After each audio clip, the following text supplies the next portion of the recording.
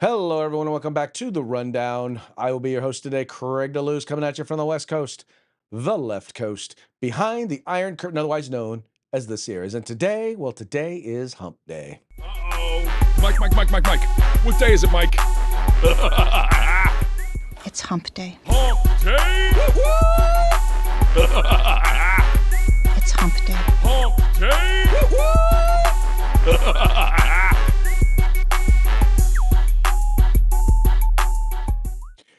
That's right, folks. Today is Hump Day. This is the day in which we attempt to begin the weekend, sometimes with success, sometimes not. But as I always like to say, the fun is all in the trying. Mike is out getting his work on today, so unfortunately he will not be joining us. But hey, I'm here, you're here, we're here. We are going to have a great time. So let's get into it. Let's have a great conversation. If you're watching the show live, 3 p.m. Pacific, 6 p.m. Eastern, know that we're taking your comments. If we find them to be interesting, we will share them with the audience. If we don't, we won't. And by the way, as I like to say, you do not have to agree with us, but if you disagree, we do reserve the right to mock you. And what do I mean by mock you? Well, a little bit of this. Oh wow, is that a mockingbird? Man, is that a mockingbird? Is that a mockingbird?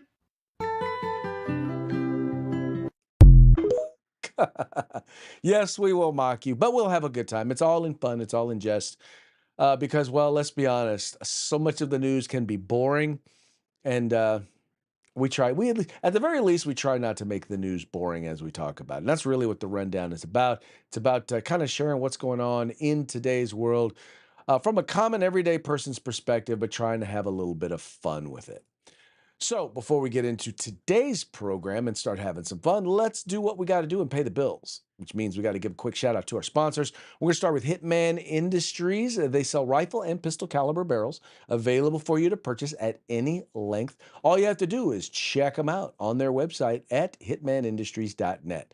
Then we got the California Republican Assembly, once known as the conscience of the Republican Party. That was by former President Ronald Reagan. Go to their website, cragop.org. That's cragop.org. Check them out, and I think you'll find that they are worthy of supporting. Because if you want to be a part of California's future today, you got to join CRA. And then we've got the best in concealed carry tactical holsters available on the market at hogholsters.com. All you have to do is go to their website, hogholsters.com. That's HAWGholsters.com. helpingamericans.wearguns.com. And oh, by the way, I forgot to mention, if you use the discount code The Rundown, all caps, no spaces, one word, like it is right up there, you're going to get a discount on us. And then finally, if you have a group of folks and you're looking to buy tactical gear, you need to hit up uscombatgear.com. They have everything that you could need cold weather, hot weather, whether you need clothes, whether you need packed backpacks, whatever you need. If you have a group, if you have a department, if you have an agency, and you, in particular, if you're a buyer, they specialize in group prices. Trust me, they have a huge selection. They have competitive pricing, and they have the best customer service available on the market. Once again, check them out today, uscombatgear.com, where you can find all things tactical except the gun. All right, let's get into today's stories. This first one here is, well, let's just be honest. Once again, as we've talked about stuff like this before on the show, we always like to say that the difference between a conspiracy theory and news is, well, about 6 to 8 months. Well, sure enough, we've talked about the fact that we know for a fact Adam Schiff got up there, Shifty Shift, or as I like to call him, Schiff for Brains, got up and flat out lied. Just flat out lied, saying, "Oh yeah, no, we've got proof positive that Donald Trump was involved in Russian collusion." Well, now not only do we know that he wasn't involved in Russian collusion, but now we know that information that was given to the FBI was actually was leaked. And now we know even more about how that stuff got leaked. And that's because, well, guess what? There's a whistleblower. And this whistleblower has basically said that Adam Schiff, the senator from California, which is why this is being reported at the California Globe. It says here, Democrat intel officer told FBI Senator Schiff approved leaking classified info to indict Trump. By the way, he's also under investigation by the DOJ for mortgage fraud. But anyway, It says here FBI Director Kash Patel dropped a bombshell yesterday with allegations that California Democratic Senator Adam Schiff in 2017 approved the leaking of classified information to indict President Donald Trump. The allegations were supported through Patel's discovery and declassification of related FBI memos from 2019. Quote, "We found it, we declassified it. Now Congress can see how classified info was leaked to shape political narratives and to decide if our institutions were weaponized against the American people," Patel announced on X, formerly Twitter. A Democrat career intelligence officer who now whistleblower witnessed Schiff's approval of an intelligence meeting. The officer considered Schiff's actions to be unethical, illegal, and treasonous.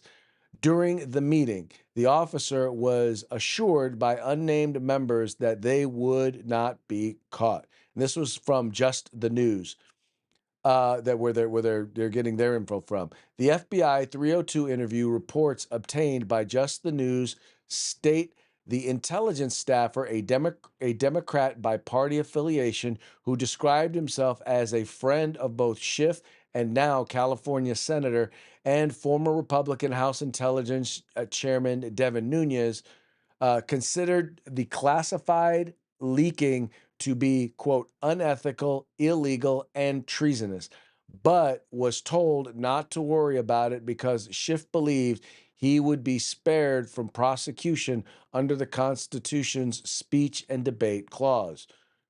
Quote, "When working in this capacity," redacted staffer's name, was called was called to an all-staff meeting by Schiff, the interview report said. In this meeting, Schiff stated the group would leak classified information which was derogatory to President of the United States, Donald J. Trump. Schiff stated the information would be used to indict President Trump. The whistleblower told investigators that he stated this would be illegal, and upon hearing his concerns, unnamed members of the committee reassured that they would not be caught leaking classified information, the 2023 interview report stated. So once again, clearly here we have we have Adam Schiff, and once again, leaking information with the intent of going after a political enemy. This is an example of flat out, what's the word I'm looking for? Basically weaponizing law enforcement, weaponizing the Department of Justice to go after a president, a guy that he didn't like. This is, in my opinion, this is this is a crime. This is a crime for which, if it turns out that he is guilty, that he should, in fact, not only be removed from office, but he should flat out go to jail. And there are few people who are as unethical, who are as unscrupulous serving right now in the U.S. Senate. And that's saying a lot, because there are some unscrupulous people serving in the U.S. Senate. But there is nobody who is more undeserving of a seat in the U.S. Senate than Adam Schiff. And I would, I don't want to see our system of government, our form of government undermined. And I think that, and in some cases, while I say, something like this actually being true would undermine it, the reality is, I think in this particular case, dude's got to go. It's just having him there, having him out there is beyond unacceptable. It is beyond unacceptable, and it's something that clearly needs to be addressed. And dude needs to be gotten out of there. Period. And I'll tell you, the thing is, they believe, and this is what many on the left believe, they believe that the law doesn't count to them, it doesn't matter to them, it doesn't apply to them, because they believe that Donald Trump is an existential threat to democracy. Now, when they say democracy, they mean to the power of the Democratic Party. And so they believe, but they believe that's democracy. They believe they are democracy. They have this thing where they believe that everything that they do is so important and so right and so righteous. They are so morally above everybody else that anybody who tries to get in the way of what they are trying to do, anybody who calls them out on it, must be evil and must be stopped by any means necessary. That's what they believe. So I don't believe this comes out of a I mean, I believe this, honestly believe they honestly believe they're doing the right thing, but they're doing the wrong thing in order to get what they believe to be the right outcome.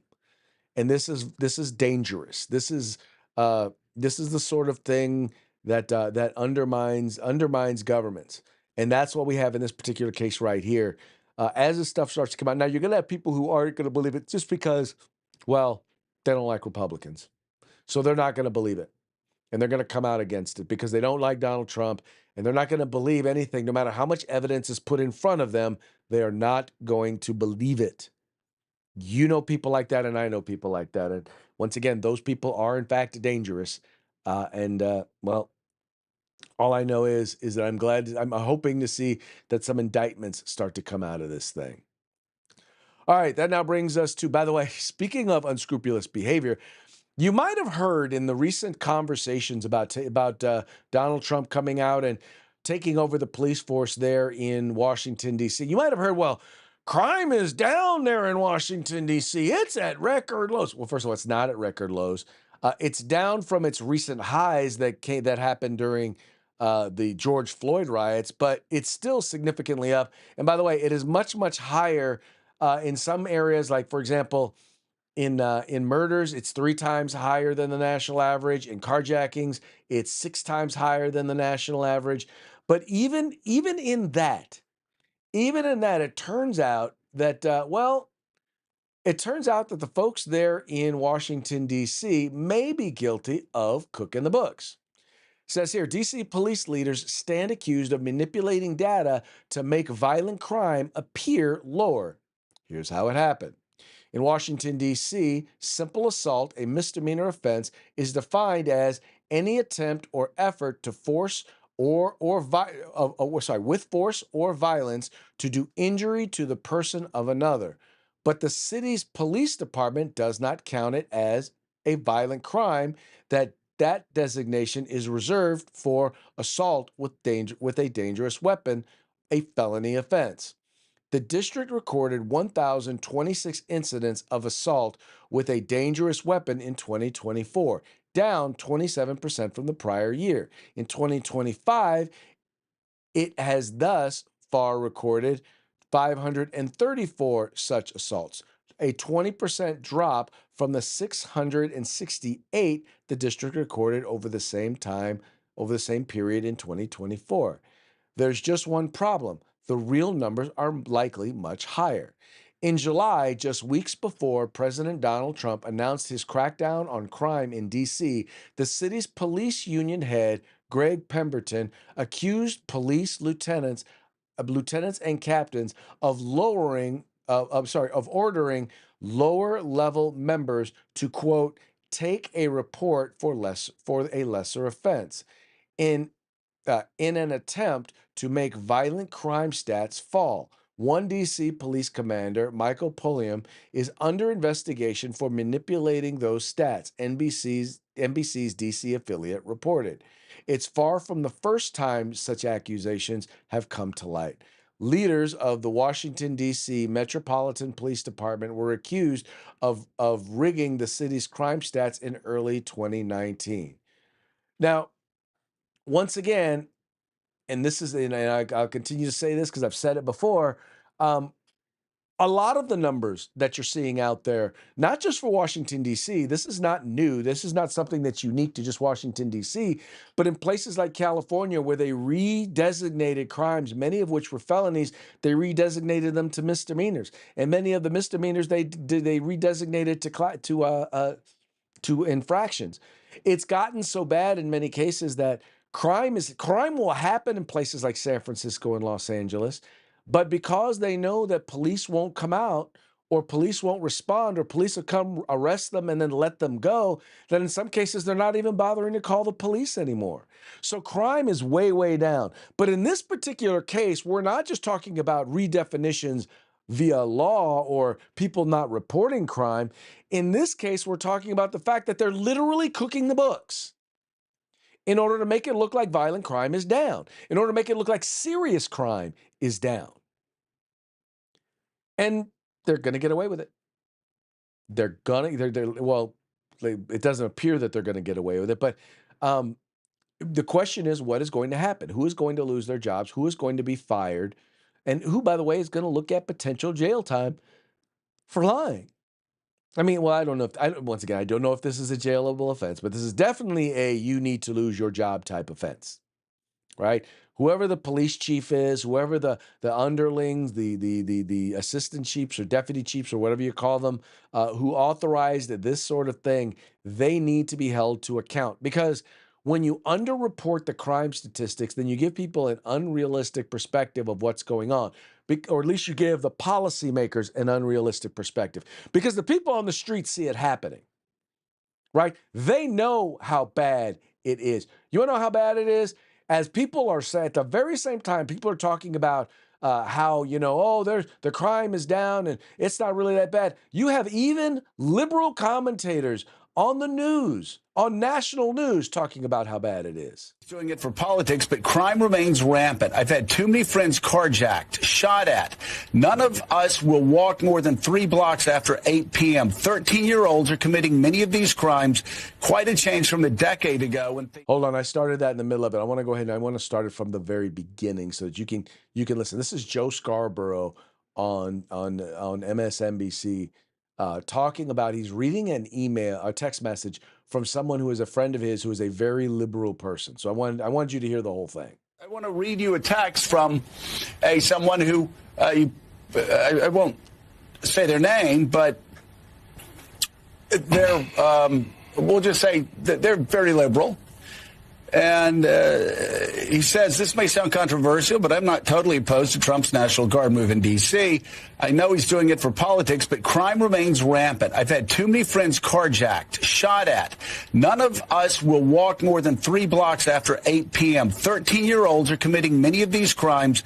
Quite a change from a decade ago when things were much calmer. Well, that actually sounds like the D.C. that I lived in when I lived a block behind the Supreme Court. And, every 3 days, one of my neighbors was getting held up at gunpoint. I mean, there has been a... And once again, this is the DC that people know. And people have just had to come to accept it. I mean, you've had people in the media reporting and talking about how they have friends who've been carjacked, friends who've been shot, or friends who've been robbed, right, at gunpoint. It's not an uncommon thing in Washington, D.C. So when they lie, they open up the door for people to not believe them, to be quite honest. They open up the door for people to have issue with them. And that's the reason why initially Mayor Bowser was open to the idea of this. And I don't want to say, no, let me clarify. Saying she was open, she at least was conciliatory. She was at least was like, yeah, we've got a problem. Maybe we need to deal with it. And maybe this isn't such a bad thing.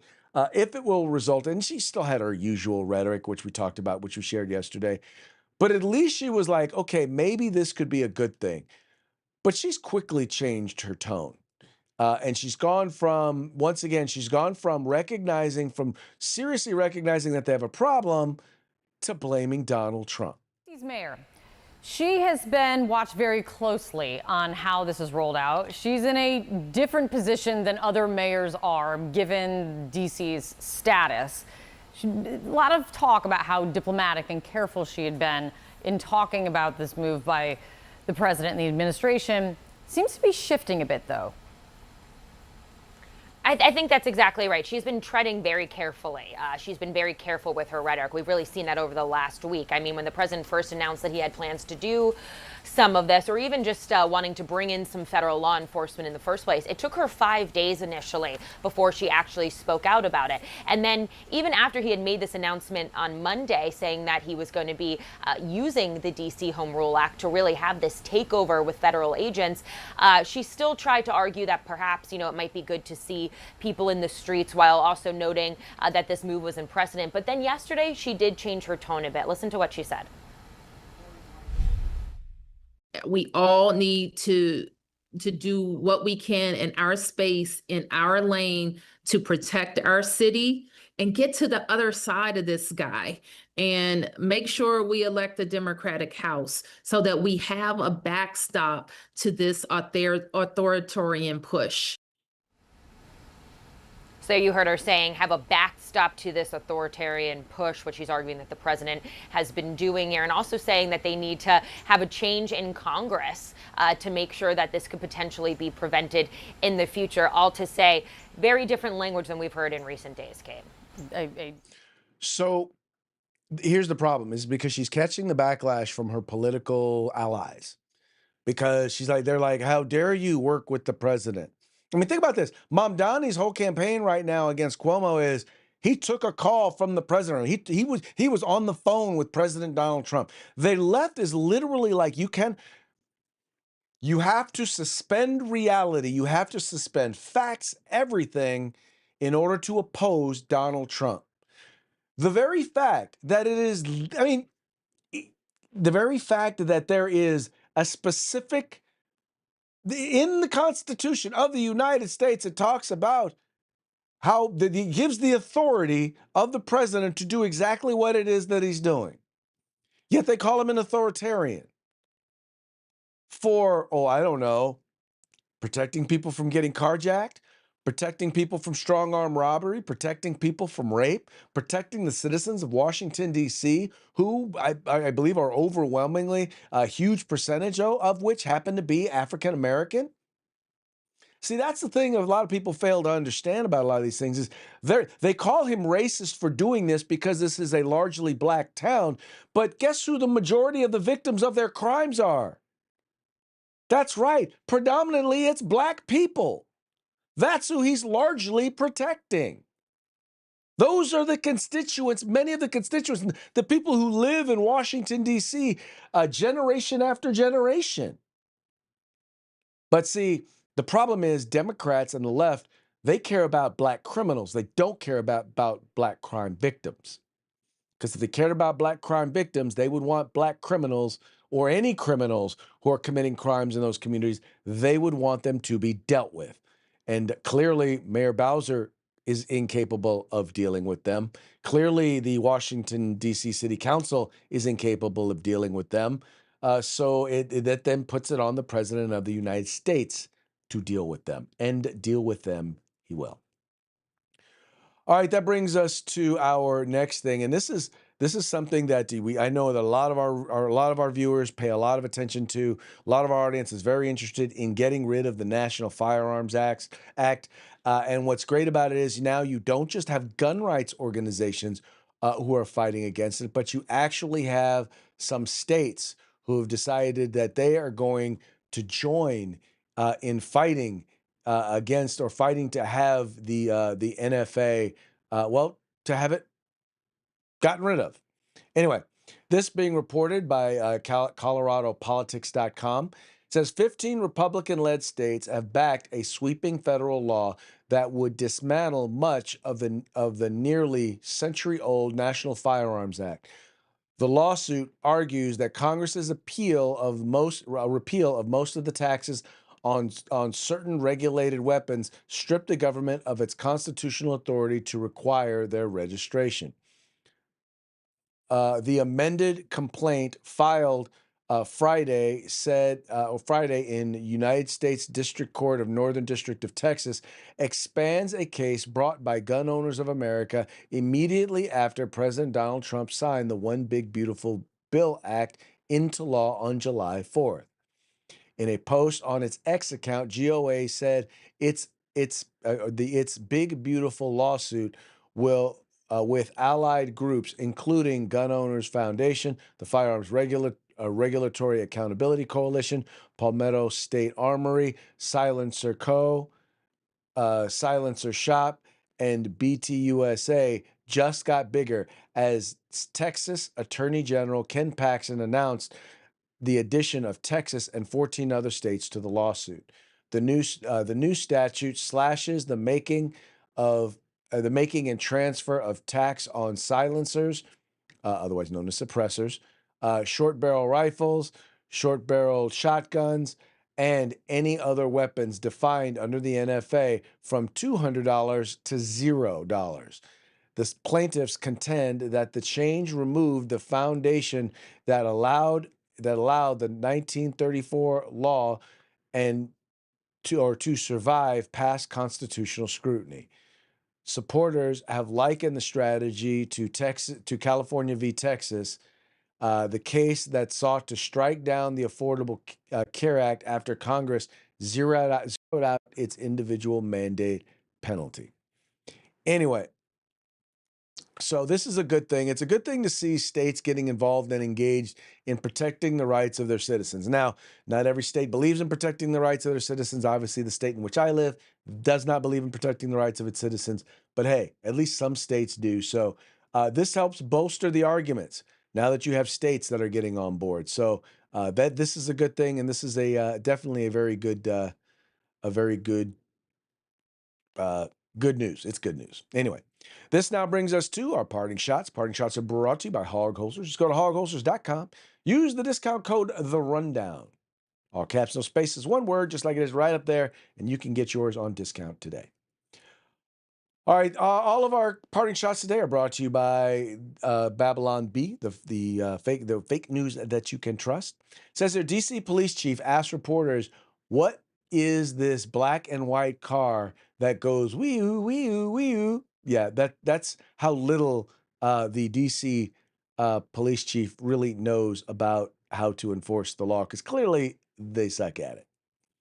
How do we know that? Well, because they had to redefine crime, according to, once again, the folks over at the Babylon Bee, fake news you can trust. Democrat mayors report violent crime down 40% since they redefined violent and crime.